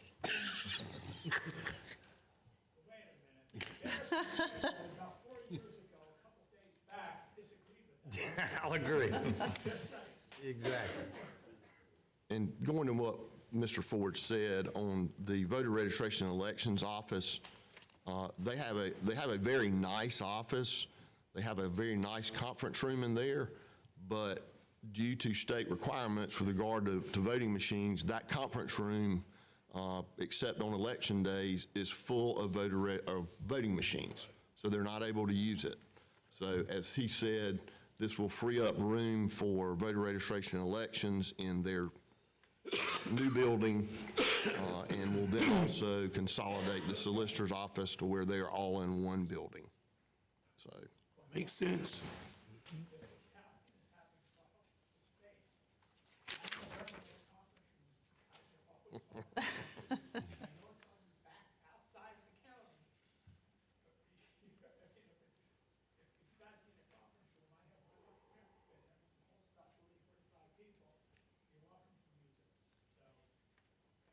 Thank you. All right. So is there any more, anyone else who'd like to address council? All right, I assume the same two will make the motion second to close this public hearing. All right. All in favor, signify by saying aye. Aye. Any opposed? Public hearing is now closed. Now moving down to item 11. So this is the place, just for you all to know that we just had the public hearings and now we have the ordinance readings regarding those. So the ordinance title Comprehensive Plan Ordinance, is there a motion to approve? This is the third reading. Is there a motion? There's a motion by Ms. Burns, there's a second by Mr. Curtis. Any discussion? I'd like to make a motion. Discussion. Do we have discussion first? Because we already. There's a motion and a second on the floor to approve it. So we're not voting yet. We're just having discussion right now. Okay, so if we're just having discussion. I know with the comprehensive plan ordinance, as we heard from PD cog and all today, that is something that we need to do. I also feel like that it's a disservice if we take a vote on it right now, being the third reading, with us having 3 new members of council that haven't had the ample opportunity to grasp it, understand exactly what it is, and I don't think it gives it a fair shake for them to be put on the spot. I would like to see it. I would like to see it postponed 30 days to give those new members the opportunity to make decisions and be able to see what they disagree or agree with, or just to give them a fair chance. There's a lot of moving parts today. Any more discussion? I mean, I would like to add to that. I mean, I know there's been a lot of work done to make this happen in the last 18 months, is what I heard. And I don't want to do it, do anybody any disrespect for not voting for this today, but I feel like, I think it's 700 and something pages, and I've looked at 6 of them. So I really have no idea what it is or about. I would like to be able to dig in the weeds a little bit and understand it, not to dishonor the council that did sit on it and passed it, or the committee that spent a lot of time on it. Just being a new council person it sounds like that there's a lot to this. It's not a buying and a purchase feel. It sounds like that this is the future of the county and going forward. So, as a new council member, I would love to see 30 days to look at this and have any questions that I may have to There ask. shouldn't be any problem with postponing if we need to, is it? Would you be willing to amend the motion? Yes, ma'am. If that, but as far as transparency goes, I'll agree with you. And there's a lot in there, and it's a guideline, guys. That's what it is. It's nothing in concrete that we've got to do, but there is a lot of information, and I have no problem, and I can restructure the motion however you want to do it. I mean, I appreciate it, because, I mean, not to dig in it, to change anything, I just want to You dig want in to it. understand it? Yes, sir. And transparency that needs to be done. I think that's fair We got too any for problem with us, that? Eddie. Okay, so would you like to amend your motion To postpone. to postpone it for? 30 days. And for 30 days, or until our next Yep, council our meeting? next county council meeting. Okay. Ms. Burns, are you okay with I that? don't have a problem with that, but my other question then, because these are third readings for several items that they're not familiar with, do we need to postpone all of the third readings? That's just a question. Third reading is the last reading, right? Makes sense. Madam, I think it's important too, like, just to piggyback on Eddie, I've heard a lot from Mr. Turley here too about, I need to understand it so that I know what I'm voting on. So just for the record, I'd like to have it postponed as well, Well, especially on the let's comprehensive vote on plan. this one and then see the level of comfort with the others. And just, Some of these, time is of the Yeah, essence E, for. F, and G for sure. Yeah, so and let's, just to be clear, it would be a motion to table. motion to table. Yeah. Yeah. Okay, all right, Not indefinitely, but Right. okay. All right, so there's a motion Next to meeting. to table. You're okay Correct. with that? Okay. Yes, And ma'am, it'd be fine. Second, okay with you, Ms. Burns? Yes. Okay. There's a motion and a second to table this particular ordinance. All in favor indicate by saying aye. Aye. Any in favor? Any opposed? All right. We're going to table that one. For B, the Planning Commission ordinance, is there a motion to approve the Planning Commission ordinance? ma'am, I'm sorry. Is there a motion to approve the planning? I'd like to make Commission ordinance. I'd like to make a motion to table that for 30 days also because it's in conjunction with 11A. Okay. Is there a second? I'll to second that? that. Okay. There's a motion by Mr. Ford, second by Mr. Kirkley. All in favor indicate by saying aye. Aye. All right, so ordinance titled Duke Energy Progress Fee in lieu ordinance, third reading. Is there a motion to approve this one? Hold on. I think there's an issue with Mr., again, as we said with the public hearing on these two Right. ordinances, Mr.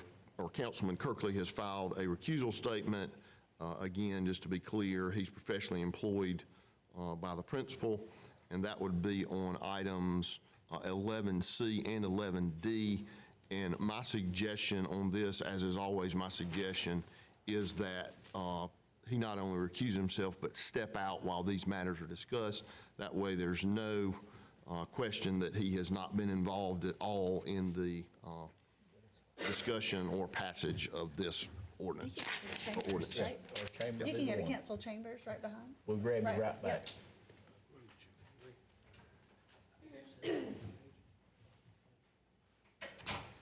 Okay, is there a motion to approve the Duke Energy Progress LLC fee in lieu ordinance? I'd like to make a motion.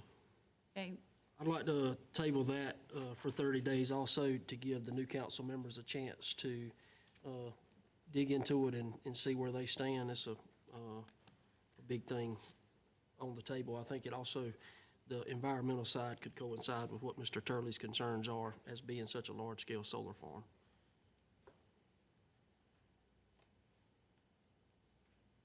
is there a second? Second.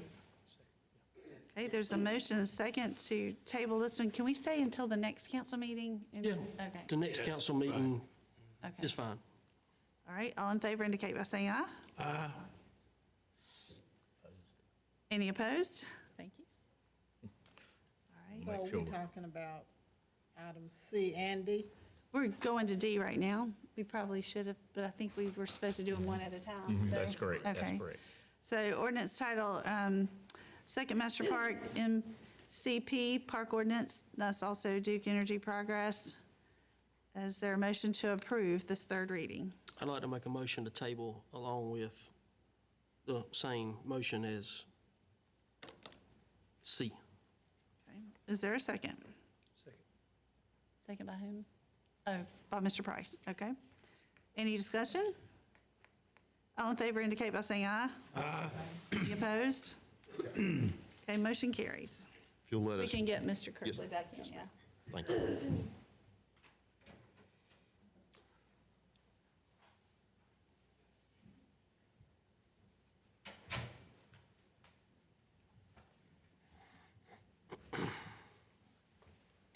Mr. Kirkley, both of those have been, that you recuse yourself, have been tabled until our next council meeting. All right, so ordinance title, authorizing purchase of property I, third reading. Is there a motion to approve this ordinance? Motion. Okay, there's a Second. motion by Mr. Curtis, second by Ms. Burns. Any discussion? Do you all feel comfortable moving forward with this one? This is one that time is certainly of the essence for, as we say in real estate. Okay, is there any discussion? Hearing none, all in favor indicate by saying aye. Aye. Any opposed? Motion carries. All right, we are now, ordinance title, it's purchase of property A. Is there a motion to approve this one? Motion. Okay, there's a motion by Ms. Burns, second by Mr. Ford. Any discussion? Let the record reflect that the coroner's glaring up at council right now. Yeah, with a thumbs up. All right, any discussion? All in favor indicate by saying aye. Aye. Any opposed? Motion carries. All right, now, with G, it's an ordinance authorizing the sale of property L. Is there a motion to approve this? Motion. Okay, there's a motion by Mr. Ford, second by Mr. Curtis. Any discussion? All in favor signify by saying aye. Aye. Any opposed? Motion carries. All right, we struck 11H, so we'll move on to 11I. No through truck sign for Sowell Town Road. We have a resolution on that. Just a little history. Back in, I think it was 1999, council passed an ordinance that provided that by resolution, they could add roads that they were requesting with the cooperation of the Department of Transportation, that they be closed to through truck traffic due to safety reasons. And that is what this particular resolution concerns. It is Sowell Town Road, and attached to your resolution in your packet is a map, an aerial map showing that road. Will this affect local traffic? Is there any big trucks that live there this is going to affect? Not,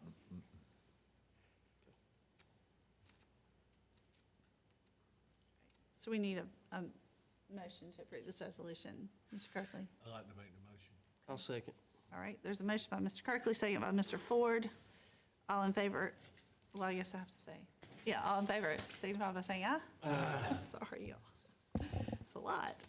All right, there are no standing committee reports today and no items submitted by council. We'll move to items submitted by staff. The first is surplus property, Sheriff's Department. Ms. Stanley. Yes, ma'am. The Sheriff's Department has requested that council declare the following item as a surplus, and it's the tow truck. As everybody's aware, we were able to purchase a new one with ARPA money. So we would like to declare this as surplus, and the sheriff also requested that we use the proceeds to purchase another vehicle. Got one question, Madam, if I may. Sure. Now, will these funds go back into the infrastructure funds as far as Capital equipment? vehicles? Yes, sir. Yes, sir. Capital equipment? Even though, I mean, it was purchased from capital equipment money, but that's always been our rule To go right back. to go back in, yeah, Good enough for me. And they'll be purchasing on state contract. Yeah, I'll make that motion. Okay, so there's a motion by Mr. Curtis, second by Ms. Burns. Any more discussion? All in favor, signify by saying aye. Aye. Any opposed? All right, motion carries. All right, item B is Workforce Innovation and Opportunity Act Executive Summary. Mr. Ruppner. Yes, ma'am.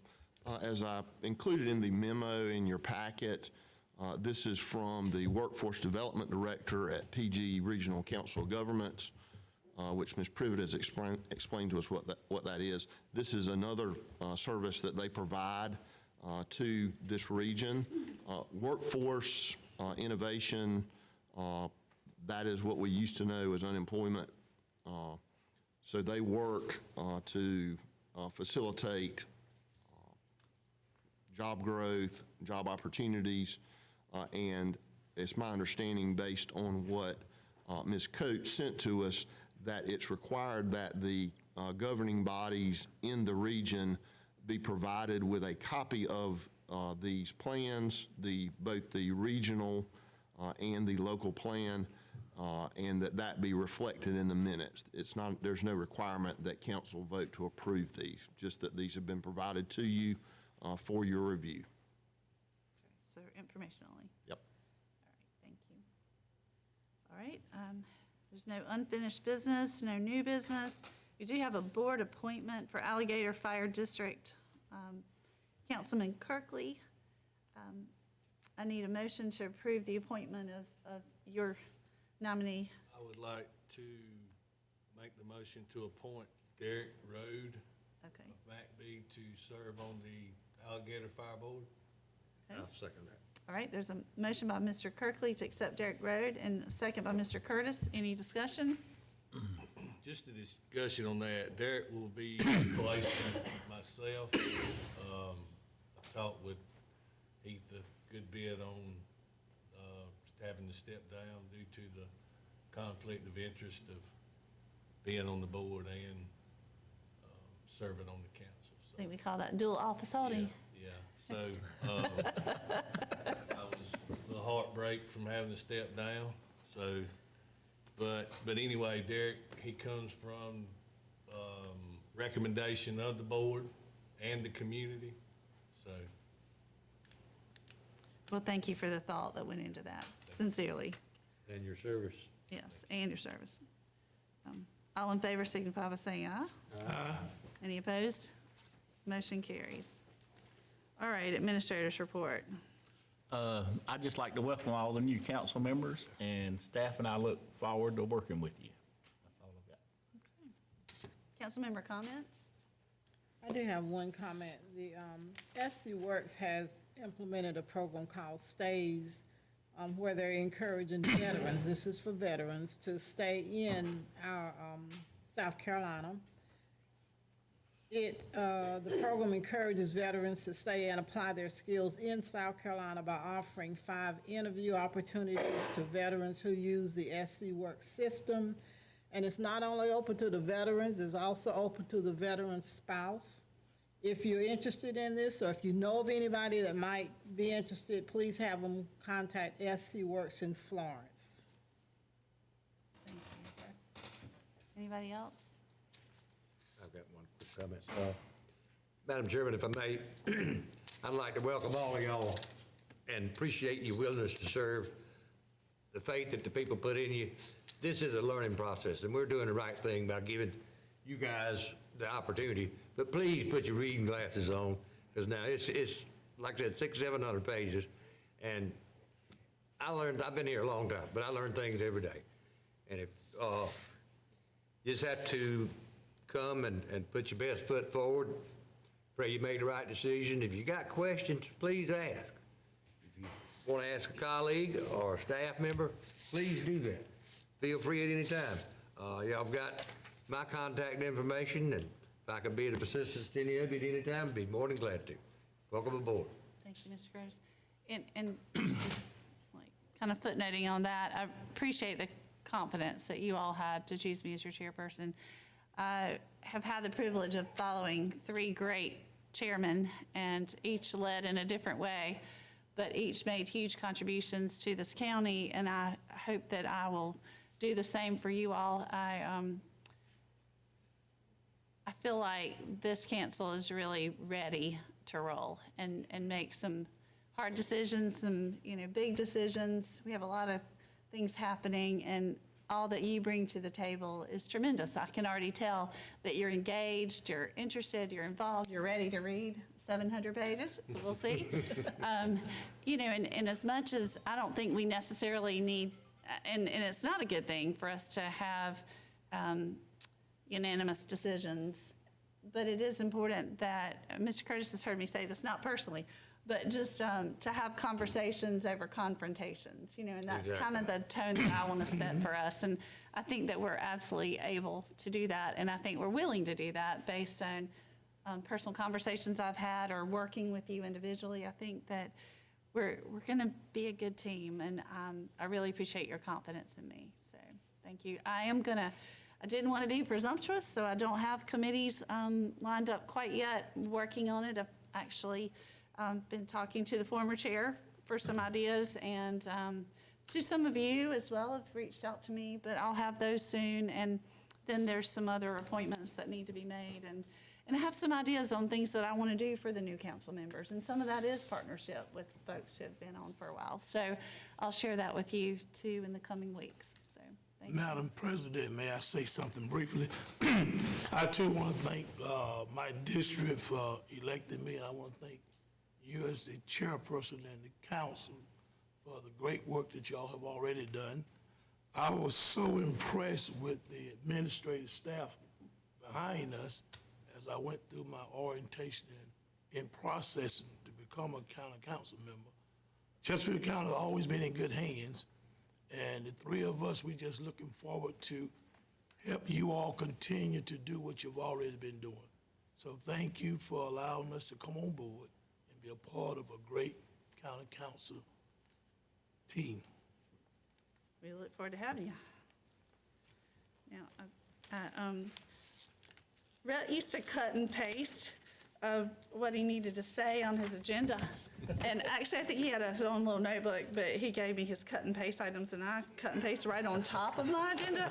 And now I can't read what I was supposed to say in this part, but I know that there is a need to enter into executive session for discussion of employment, appointment, compensation, promotion, demotion, discipline, or release of employees. And we may take action by voting upon the matters referenced in the agenda after exiting executive session. Is there anything else we need to know, Mr. Ruffner? You got it, Madam Chair. Okay. May I ask for a 10-minute bathroom break? Yes, we're gonna, let's have the motion to enter, and, but before we enter, we will have a 10-minute break. Okay. So is there a motion to enter into executive session? So moved. Okay, motion by Curtis, seconded by Mr. Kirkley. Any discussion? All in favor? Indicate by saying aye. We are now in executive session.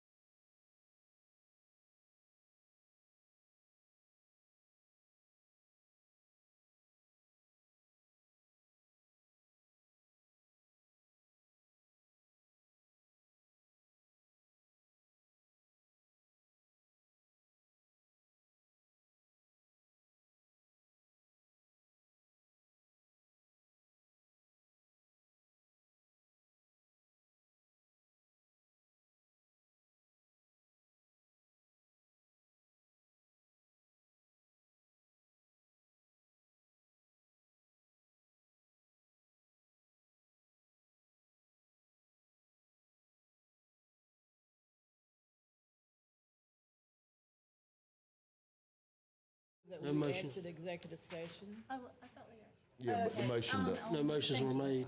Yes, okay, it's been moved. Is there a second to exit executive session? Yeah. Okay, there's a second for Mr. Ford. All in favor indicate by saying aye. So we did it, but because it wasn't Yeah, recorded, yeah. we have to have it recorded. yeah.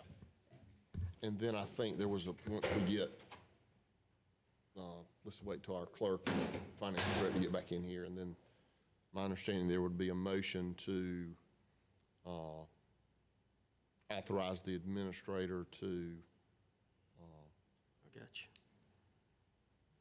authorize the administrator to make a salary adjustment for the remainder of this fiscal year. All right, we are now out of executive session, and during which time no votes were made, motions made or votes taken.